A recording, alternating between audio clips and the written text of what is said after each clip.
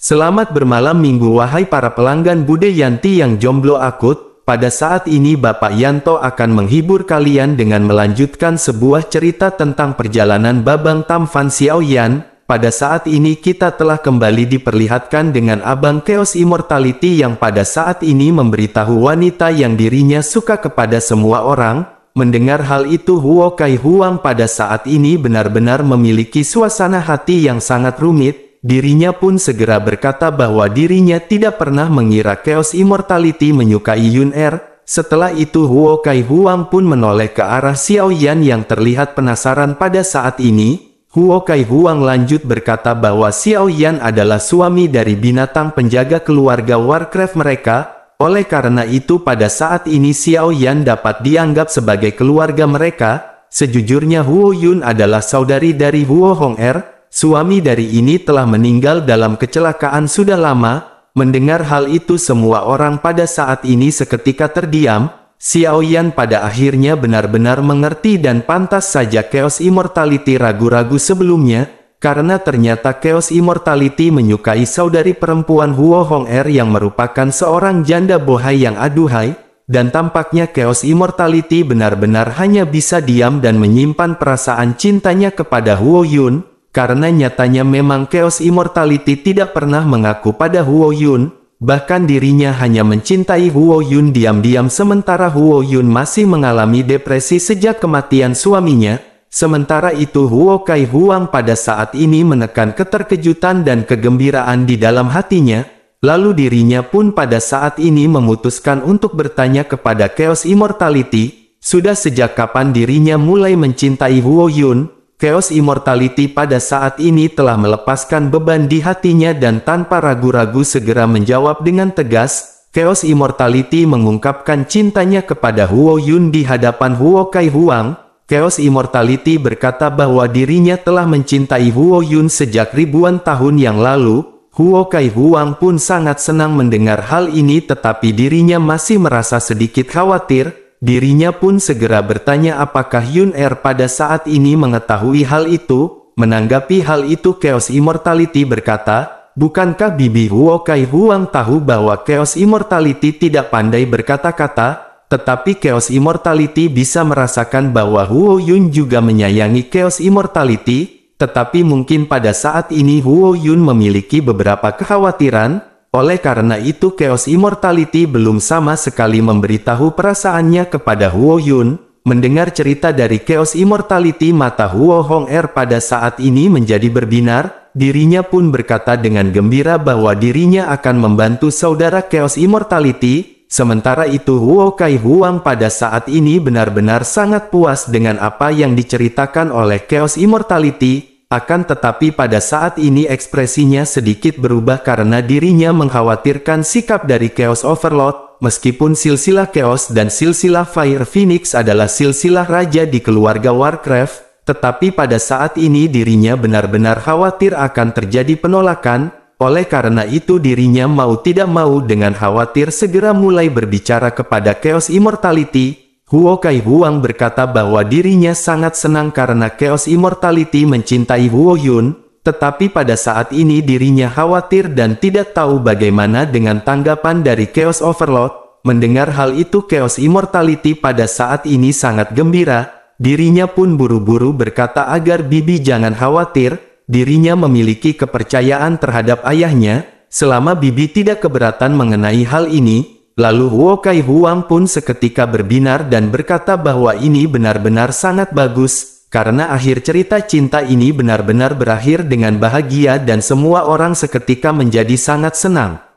Sementara itu di sisi lain Chaos Immortality segera menatap ke arah Huo Hong Er dan mulai berbicara. Chaos Immortality berkata dengan tulus bahwa dirinya akan membantu Huo Hong Er untuk mencarikan suami yang terbaik di masa depan. Mendengar hal itu Huo Hong Er pada saat ini hanya bisa tertunduk malu. Di sisi lain Xiaoyan pada saat ini tersenyum dan berkata kepada Chaos Immortality agar dirinya jangan ikut campur. Nona Huo Hong Er pada saat ini sudah memiliki seorang kekasih. Chaos Immortality pun seketika terkejut dicampur dengan mata yang berbinar-binar ketika menatap ke arah Huo Hong Er. Dirinya pun segera berkata, mengapa Huo Hong'er masih menyembunyikan hal seperti itu dari saudara laki-lakinya? Cepat beritahu Chaos Immortality siapakah orang ini. Huo Hong'er pada saat ini masih tertunduk malu dan benar-benar tidak tahu harus berbicara apa. Melihat Huo Hong'er yang terdiam, Xiao Yan pada saat ini hanya bisa tersenyum. Pada akhirnya Xiao Yan memberitahu Chaos Immortality bahwa sosok itu adalah Nan Erming.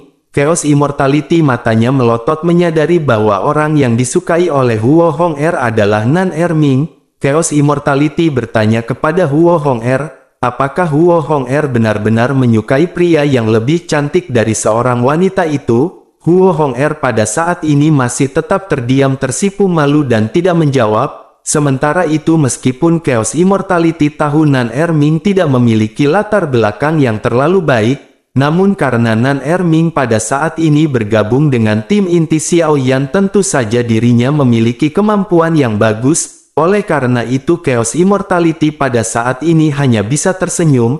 Sementara itu Huo Hong'er pada saat ini menjadi merah dan tidak kuat lagi menahan rasa malunya.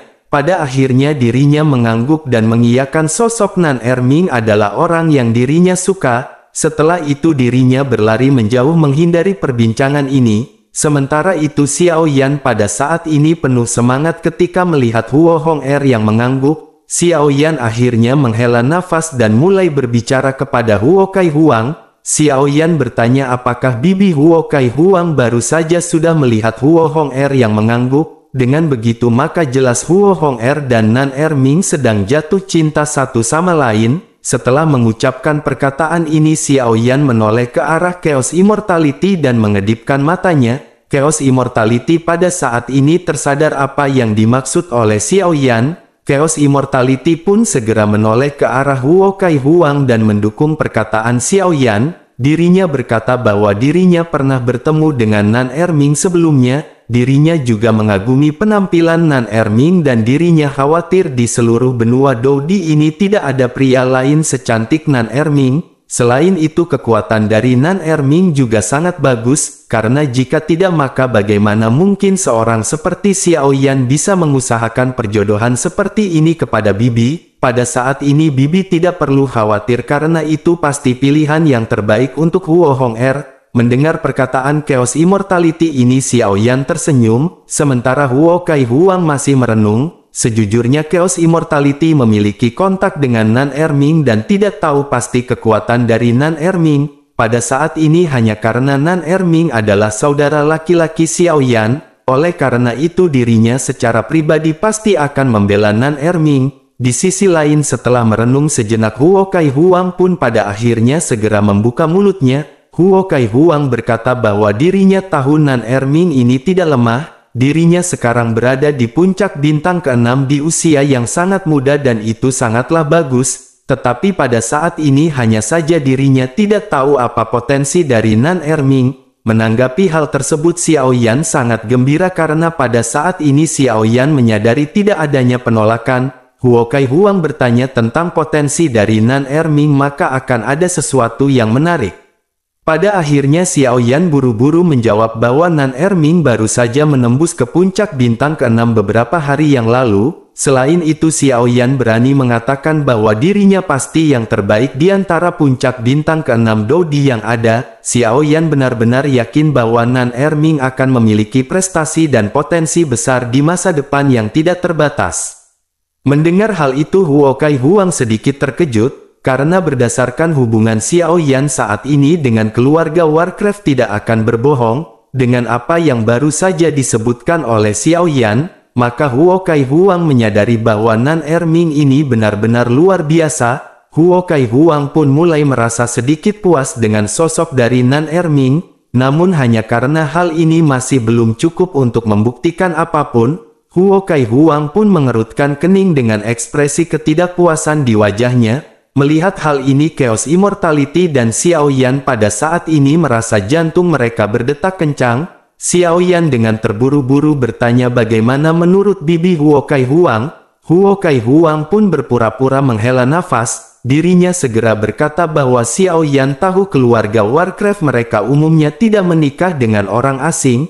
Tetapi karena Huo Hong-er menyukainya dan mereka berdua mengatakan bahwa Nan Erming ini baik, maka dirinya akan memberinya kesempatan lagi dan mereka akan menunggu sampai Nan Erming mencapai puncak bintang 7 Dodi. Mendengar hal itu Xiao Yan tertawa di dalam hatinya, sementara Chaos Immortality juga merasa senang. Xiao Yan berpikir meskipun Dodi puncak bintang 7 dapat dihitung dengan jari di benua Dodi, bahkan semuanya adalah pemimpin dari kekuatan menengah atau tertua dari kekuatan kelas 1. Selain itu Nan Erming berasal dari ras iblis dan selama ada inti iblis yang cukup, maka tidak terlalu sulit bagi Nan Erming untuk menerobos dari bintang ke-6 menuju ke bintang ke-7. Selain itu sumber daya keuangan Xiao Mansion juga kuat dan cukup untuk memberi banyak inti sihir. Pada akhirnya Xiao Yan menekan kegembiraan ini dan berterima kasih kepada Huo Kai Huang. Pada akhirnya mereka pun berbincang-bincang santai dan kembali ke kerumunan. Lalu singkat cerita hari sudah larut dan Xiao Yan baru saja secara pribadi mengatur tempat untuk keluarga Warcraft. Setelah selesai Nan Erming dengan cemas segera menyeret Xiao Yan ke tempat yang terpencil di mana tidak ada orang di sekitarnya. Pada saat ini Xiao Yan menceritakan semua yang dirinya bicarakan dengan Huo Kai Huang. Nan Erming pada saat ini benar-benar sangat gembira hingga hampir mencium Xiao Yan. Dirinya segera mengucapkan terima kasih kepada Xiao Yan karena dirinya telah menghubungkan rasa cintanya kepada Huo Hong-er. Ketika Huo Hong-er dan Nan Erming memiliki anak di masa depan maka tuan muda Xiao Yan harus menjadi ayah baptis dari anak itu. Menanggapi hal itu Xiao Yan hanya tersenyum sebelum akhirnya Xiao Yan menyipitkan matanya ke arah Nan Erming. Dengan sungguh-sungguh Xiao Yan mengingatkan Nan Erming agar dirinya dengan cepat dipromosikan ke puncak bintang 7. Jika Nan Erming tidak dapat melakukannya atau membutuhkan waktu yang lama untuk melakukannya, maka dirinya benar-benar akan malu dan pergi ke bibi Huo Kai Huang untuk menunda pernikahan ini. Wajah Nan Erming pun berubah drastis dan pada saat ini Nan Erming benar-benar serius menatap ke arah Xiao Yan. Pada akhirnya Nan Erming berkata dengan tegas agar tuan muda Xiao Yan jangan khawatir, Nan Erming pasti akan menikahi Huo Hong-er dan dengan cepat menembus ke puncak bintang 7 Dodi. Mendengar hal ini Xiao Yan pun merasa lega dan mengangguk. Setelah itu Xiao Yan berkata mulai hari ini dan seterusnya Nan Erming akan menyerahkan tim yang dirinya pimpin kepada Xiao Zhan, Feng Feng dan Ziying. Mulai hari ini semua tugas Nan Erming adalah berlatih dan meningkatkan kekuatannya segera mungkin. Sehingga dengan begitu maka Nan Erming harus berusaha untuk menikahi Huo Hong-er dari keluarga Warcraft secepat mungkin. Nan Erming pada saat ini harus memberikan wajah yang baik untuk Xiao Mansion. Mata Nan Erming pada saat ini benar-benar berbinar dan dirinya mengangguk berat. Setelah itu dirinya pun berkata bahwa dirinya akan berpacu dengan waktu untuk berlatih. Nan Erming pun buru-buru melarikan diri dan menghilang dalam sekejap mata untuk melakukan proses pelatihan. Sementara itu Xiao Yan pada saat ini merenung sejenak dan berpikir bagaimana caranya mendistribusikan inti sihir yang diberikan oleh Chaos Overlord. Xiao Yan bergumam bahwa semua inti sihir bintang 6 akan dibagi menjadi 3 bagian. Ini akan dibagi untuk King Mu'er, Nan Erming dan Ziying. Sementara 100 inti sihir bintang 7 pada saat ini juga harus dibagi menjadi 3 bagian. Ini akan dibagi untuk Xiao Yan, Nan Erming serta proses alkemis. Pada akhirnya Xiao Yan pun menghela nafas dan pada saat ini Xiao Yan terpikirkan sesuatu. Xiao Yan menyadari bahwa pada saat ini Kai Lin pasti sedang menunggunya. Lalu singkat cerita Xiao Yan pada saat ini telah berada di kamar tidur bersama dengan Kai Lin dalam lampu kamar tidur yang buram. Kai Lin yang duduk di samping tempat tidur pada saat ini membuat Xiao Yan semakin tersepona. Setelah mandi Kai Lin mengenakan jubah merah longgar dengan rambut yang basah yang menjuntai ke bawah. Jubahnya pun seketika ikut basah dan menempel pada sepasang siluet yang menjulang dan menakjubkan. Merasakan tatapan berapi-api Xiao Yan, tentu saja Kai Lin memalingkan wajahnya dengan ekspresi dipenuhi kemaluan.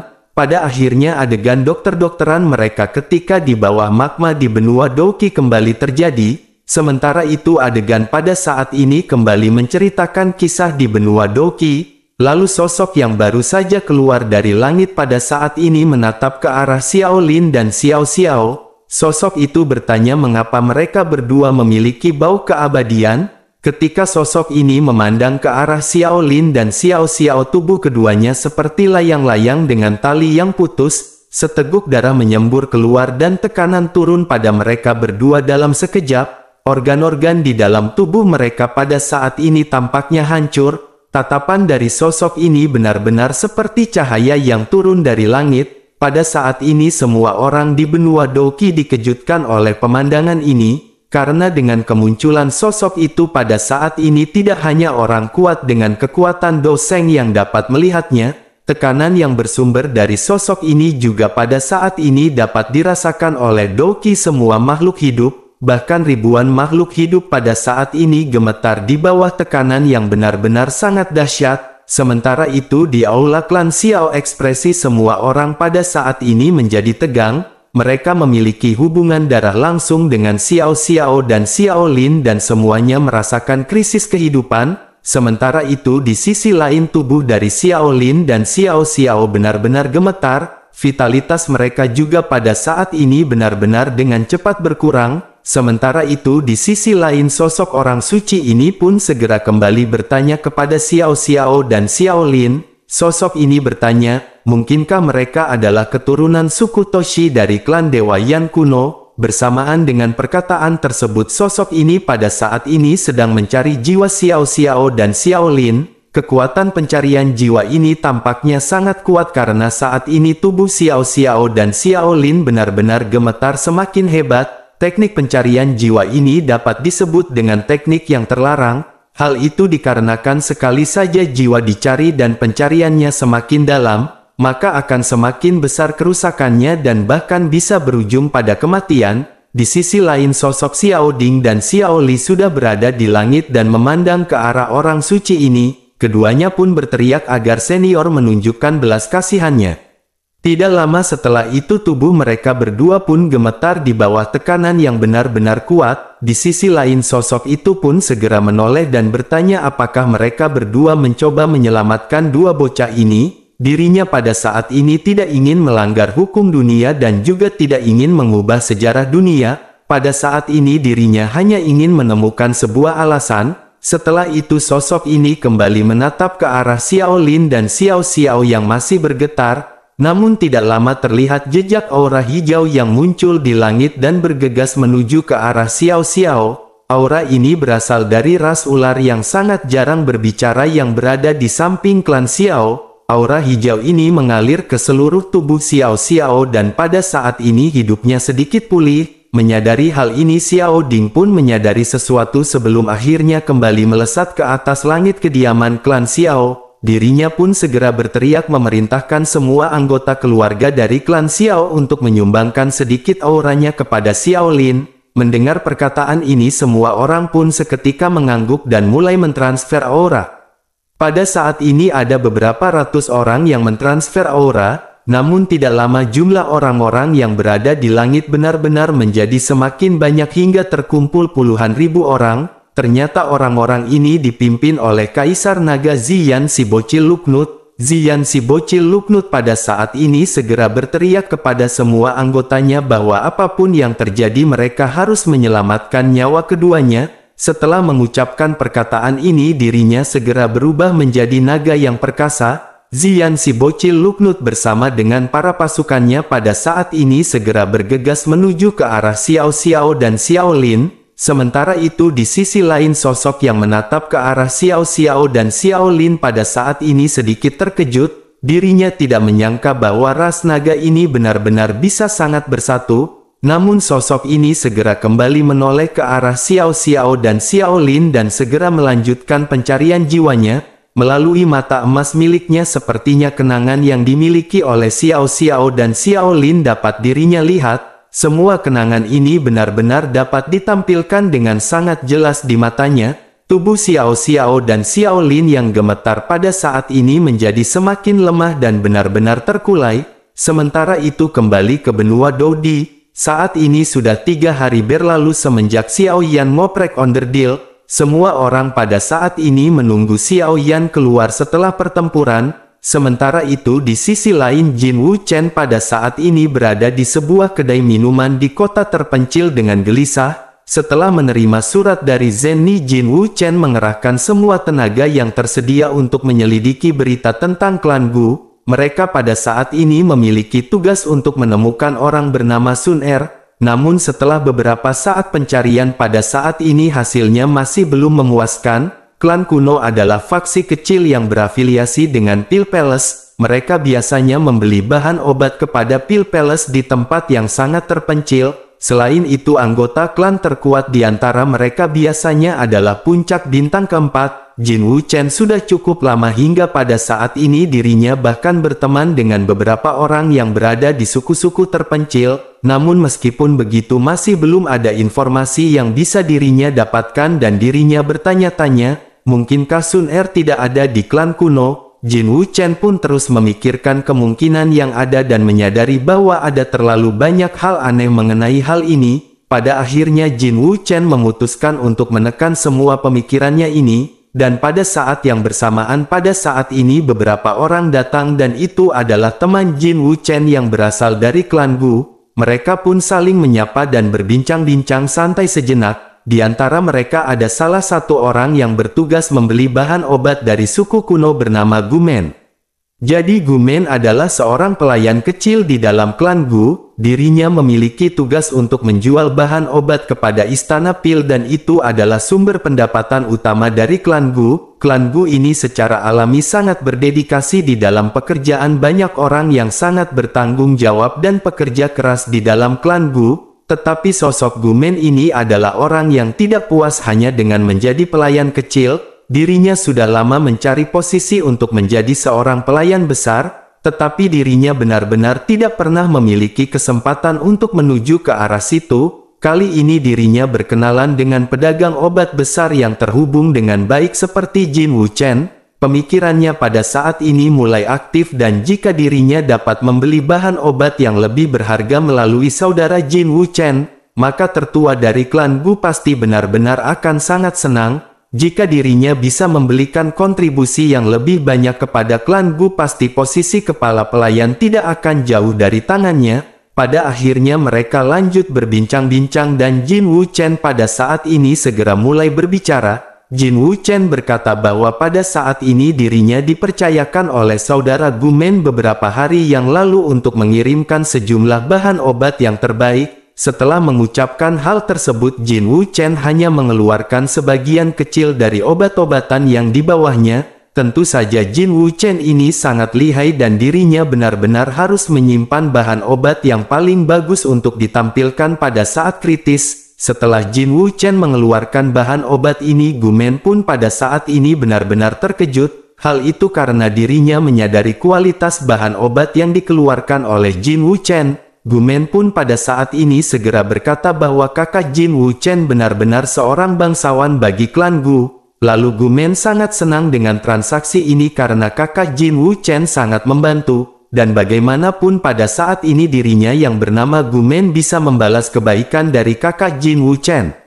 Menanggapi hal itu Jin Wuchen pun hanya bisa tersenyum pada saat ini. Sementara itu Gumen segera menepuk dadanya dan berkata bahwa jika ada sesuatu maka saudara Jin Wuchen bisa bertanya kepada Gumen. Di wilayah klan Gu ini Gumen benar-benar mengetahui banyak hal. Mendengar hal itu Jin Wuchen pada saat ini benar-benar sangat senang. Dirinya pun segera merumuskan rencana di dalam kepalanya sambil berbincang-bincang santai. Mereka pun minum-minum anggur merah hingga pada saat ini Gumen benar-benar terlihat mabuk. Akhirnya Jin Wuchen pun memanfaatkan kesempatan ini untuk bertanya kepada Gumen.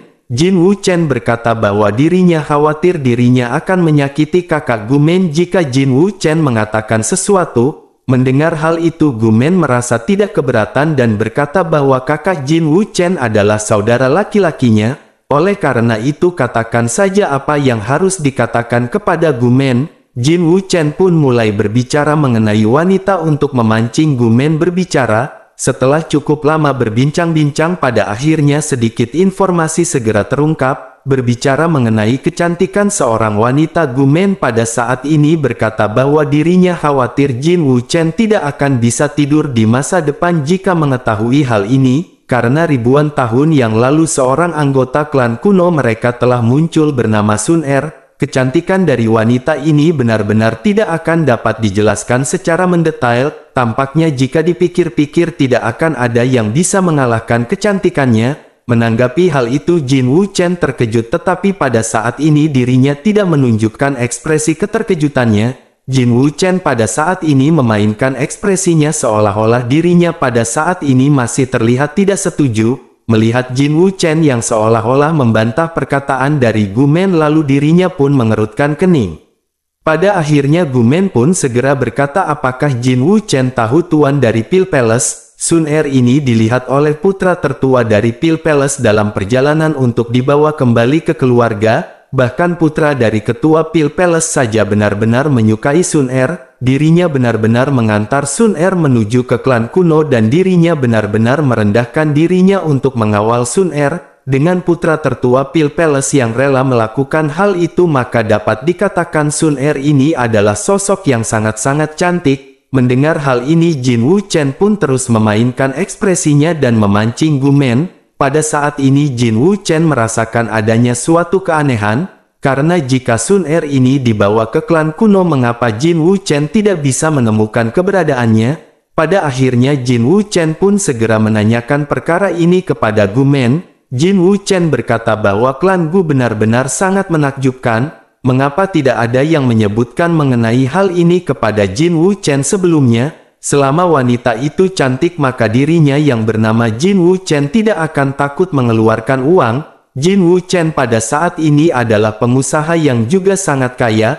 Mendengar hal tersebut Gumen pun segera berkata kepada Jin Wuchen bahwa uang adalah kentut. Jin Wuchen pada saat ini memang kaya dan memiliki uang. Akan tetapi bukankah putra dari tertua Pil Palace juga kaya? Kecantikan Sun Er ini bukanlah sesuatu yang bisa didapatkan dengan uang.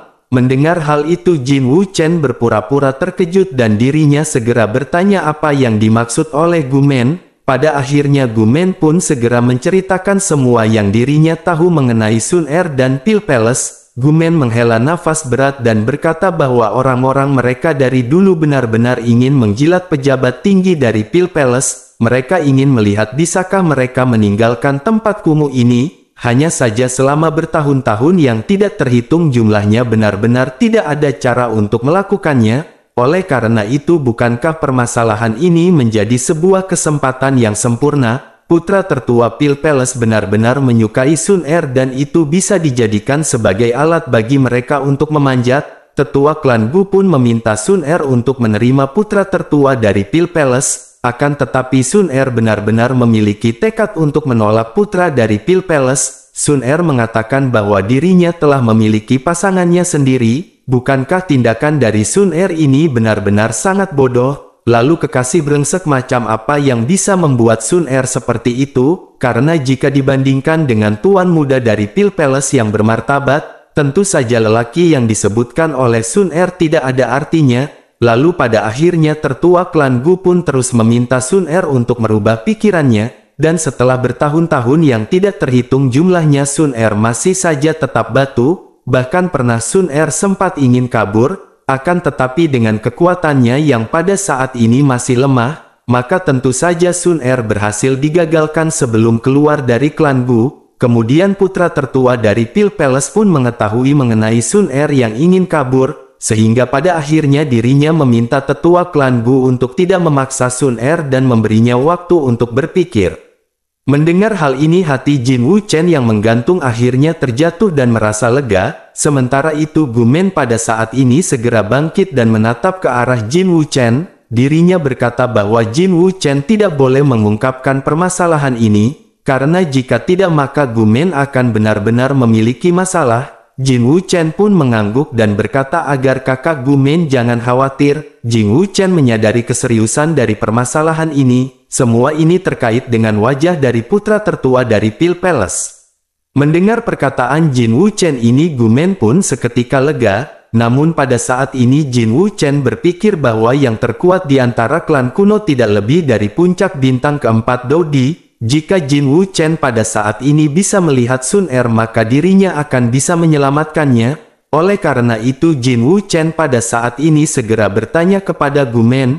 Jin Wuchen berkata sejujurnya dirinya sangat penasaran dengan sosok Sun Er ini. Dirinya benar-benar sangat gatal ingin melihat kecantikan seperti apa yang bisa membuat putra sulung Pil Palace merendahkan dirinya. Oleh karena itu bisakah saudara Gumen mengajak Jin Wuchen untuk mengintip dan melihat kecantikan tersebut? Karena siapa tahu kecantikannya tidak sebanding dengan Bude Yanti sang wanita tercantik dan berbahaya yang ada di seluruh benua ini.